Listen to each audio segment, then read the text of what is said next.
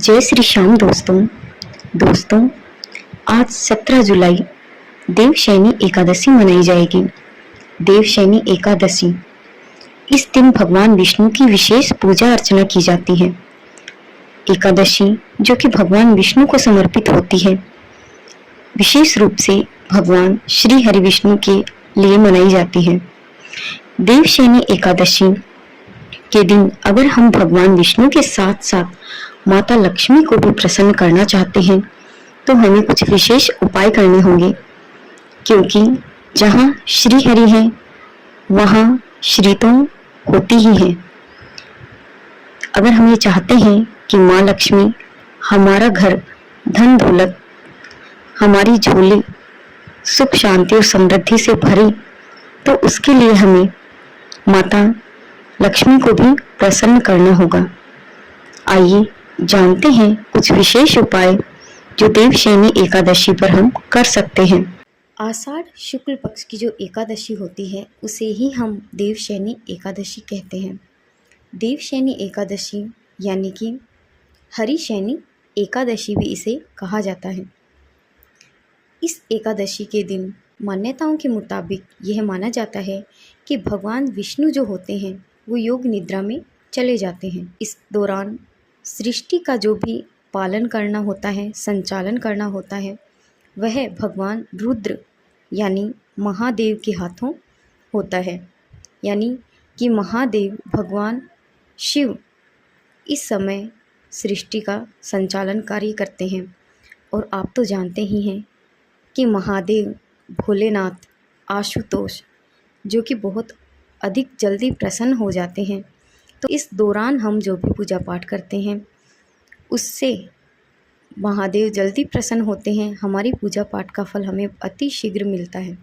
ज्योतिषियों के अनुसार अगर हम बात करें तो कहा जाता है कि देवशयनी एकादशी के दिन कुछ विशेष उपाय करने चाहिए, और वो उपाय क्या हैं ये हम आपको बताते हैं।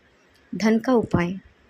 देवशयनी एकादशी के दिन हमें अपने घर में धन वृद्धि करनी है तो उसके लिए ओम नमो नारायणाय या ओम नमो भगवते वासुदेवाय मंत्र का जप करें। तुलसी की माला से इन मंत्रों का हमें 108 बार जाप करना चाहिए। इस उपाय को करने से हमारे जीवन में जो भी पैसों से जुड़ी समस्याएं हैं वो जल्दी से जल्दी समाप्त हो जाएंगी। वास्तु दोष को भी दूर किया जा सकता है। वास्तु दोष दूर करने के लिए हमें देवशयनी एकादशी दिन शाम के समय तुलसी के पत्तों की माला भगवान विष्णु को अर्पित करनी है, और उसके अगले दिन ही सुबह उस माला को हमें अपने घर के मुख्य द्वार पर टांग देना है। यह बहुत ही सटीक और विशेष उपाय है। अगर हम चाहते हैं कि हमारे घर की आर्थिक स्थिति मजबूत हो तो उसके लिए हमें देवशयनी एकादशी के दिन ही 1 रुपये का सिक्का लेना है, और वह सिक्का भगवान विष्णु की तस्वीर के सामने हमें रख देना है। और पूजा समाप्त होने के बाद हमें वह सिक्का लाल कपड़े में बांधकर अपनी तिजोरी में रख देना है। इस उपाय को करने से हमारे घर की आर्थिक स्थिति में सुधार होगा। जितनी भी नकारात्मक ऊर्जा हमारे घर में आ जाती है उस नकारात्मक ऊर्जा को खत्म करने के लिए हमें देवशयनी एकादशी के दिन भगवान विष्णु का दक्षिणावर्ती शंख लेना है और उससे भगवान विष्णु का अभिषेक करना है।